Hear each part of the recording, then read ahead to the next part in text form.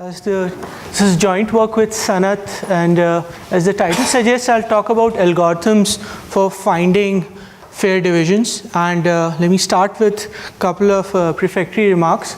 So in this talk, we'll focus on indivisible goods. So unlike the first talk of the session, the goods we'll deal with are going to be discrete. So things like an art collection or a set of like furniture. So no fractional allocations are possible, and we need to find partitions that are fair in a formal sense. Furthermore, throughout the talk, I'll assume that the valuations are known in advance. So strategic questions are very interesting, but we'll kind of deal with the more fundamental question of even if we know the valuation. So the agents are honest, valuations over the goods are known, then how do we find fair allocations efficiently? And the key point is, what is the notion of fairness? And the notion of fairness that we'll deal with throughout this talk is what's called a Maximin share. So I'll formally define this Maximin share in a few slides, but intuitively you can think of it as a threshold. So we look at the valuations of every agent over the goods. These are indivisible goods. And based on these valuations, we determine a threshold, one for each agent I. So every agent I, depending on her valuation, has a Maximin share. It's a threshold, and will deem an allocation to be fair, will define an allocation to be fair if this threshold is met for every agent. So say I have n agents, I'll say that an n partition of my discrete indivisible goods is fair if this threshold is satisfied by every agent, i.e. every agent gets a partition, gets a subset of goods which she values at least as much as her Maximin share. So if this threshold is met by every subset in this partition for every agent, I will define that allocation to be fair. That's my definition of fairness, hence Maximin fairness. So as it so happens, these exact fairness in terms of these share is not guaranteed.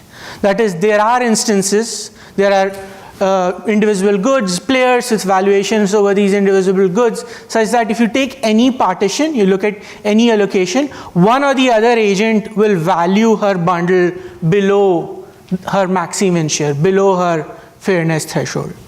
And this negative result even holds in the case of additive valuation. So even if the valuations that agents have over their goods is additive, even in such cases, you can come up with instances where exact fairness in terms of Maximin is not possible. Right, so negative result, but what we show is that if we slightly relax our requirement and instead of exact fairness shoot for approximate fairness, then we can actually get interesting results.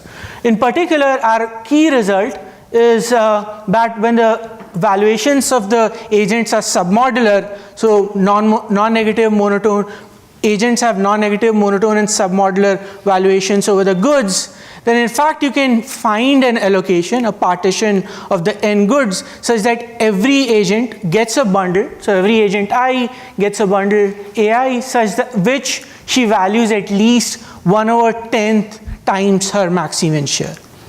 So even if exact fairness is not possible with respect to the solution concept of Maximin share, you can get constant factor approximation guarantees. Now note that this is an absolute guarantee. We are saying under submodular evaluations, such an approximate fair allocation will exist irrespective. It's not relative to the best possible partition. It's an absolute fairness guarantee. And furthermore, this is an efficient algorithm, and hence a direct corollary is that there always exists such approximate fair allocations as long as the valuations are monotone, non-negative, and submodular. So if you want one single takeaway from the talk, this is it. That's our main result. Such approximately fair allocations exist, and furthermore, they can be found efficiently. Right, so as I said, Maximin share is just a fairness threshold. So with this result in mind, let me step back and formally define what this fairness threshold means. So the Maximin can be thought of as a discrete generalization of the standard cut and choose protocol, which is used for, say, cake cutting. So the idea is, as a thought experiment, just to get to the definition of Maximin fair, say I ask an agent I to cut the set of individual goods, that is, to pick a partition over the set of individual goods. So say there are n players, and as a thought experiment, I'm asking player I to pick any partition P1 through Pn of these individual goods. Now, once this partition has been selected by player I, all other players, all other n-1 players, get to choose one of these bundles, one of these subsets in this partition before I. So note that this is just a thought experiment. I'm just doing this to lead you to the definition of Maximin shares. I'm just doing this to lead you to this definition of this fairness threshold. So now note that in the worst case, what could happen is that agent I might land up with the least valued bundle, least valued with respect to her own valuation. Everyone picks a bundle, and the worst possible bundle with respect to VI, I's valuation is left. In other words, if agent I picks this partition of the indivisible goods, then in any case, she can guarantee a share of this much for herself. Sort of a worst possible guarantee for the player is this minimum over J of the VI of the PJs, the sets in this partition. Hence, a risk-averse agent would actually go on to solve the following Maximin problem. A risk-averse agent would maximize over the set of partitions such that the least valued bundle is as high as possible. So this is the share that we want to guarantee. This is our fairness threshold. So formally, the Maximin share for a particular agent I is defined as the value of this optimization problem.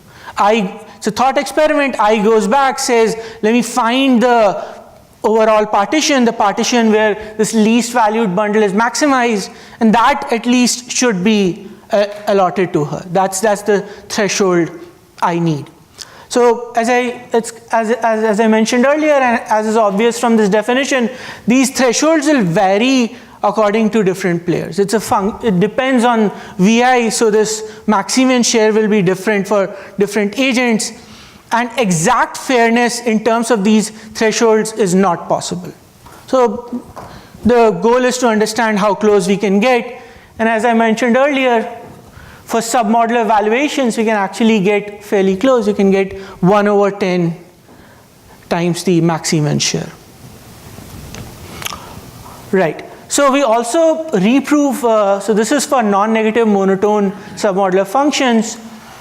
For additive valuations, in fact, we reprove a prior work and show that a slightly better constant of 2/3 can be achieved, though we do it via a much simpler combinatorial algorithm.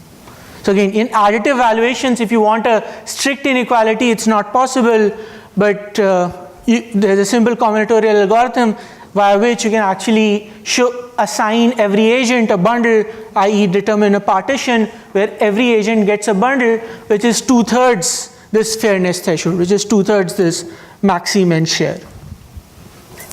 Right. So we have other results for chores, and which are negative valued goods. But for the rest of the talk, I'll simply focus on submodular evaluations and try to describe the algorithm that leads to this approximation guarantee. And again, this is an absolute approximation guarantee. It is implicitly, the existence of such an efficient algorithm implicitly guarantees the existence of an approximately fair solution. And a very interesting fact about this result is that the algorithm that leads to this guarantee is in fact fairly simple. It's just a two-step algorithm where what we do is round robin, but with a pre-processing step before it. So in particular, what we do to achieve this result, i.e. to efficiently compute such approximately fair allocations, is first we look at agents, and for every agent that has a single high valued good, high valued with respect to her MMS value, high valued with respect to this fairness threshold, we allot this good as a singleton. So pick an agent. If this agent among the set of goods has a good of high enough value, that's a singleton allocation. We remove the agent and we remove that good from consideration. After this pre-processing, we do a very simple round robin allocation, that we order the remaining agents in any arbitrary way and let them pick single good one after the other in a round robin fashion. So like a greedy round robin allocations of one single good. And it turns out that this sort of simple and fairly efficient algorithm that essentially just entails sorting and a greedy selection leads to this 1/10 approximation guarantee. So the algorithm is quite simple, but it turns out that the analysis is somewhat intricate. It rests on what are so-called multilinear extensions of submodular functions. These are sort of a continuous analog of submodular functions.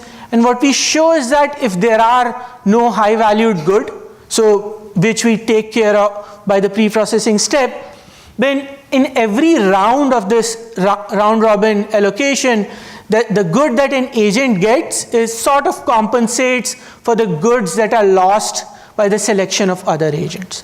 This doesn't really hold for all rounds, it holds for most rounds, but there's sort of a potential argument that you can sort of go through, and all the details are in the paper, that gives you that, okay, overall, the approximation, that the loss that you suffer is a factor of 1/10. So, what is that? About number 10? Nothing particular. Yeah, I mean, I'll talk about a lower bound, so there is a potential gap.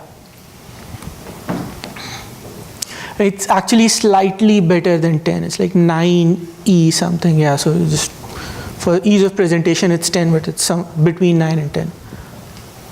Right, so we have a complementary lower bound as well for this result, wherein we show that there's an instance where there are just two players, and they have submodular valuations over goods, and the best that you can hope for is a factor of 3/4. That is, in any allocation, one or the other agent will get a bundle of value less than 3/4 her fairness threshold, 3/4 her Maximin share.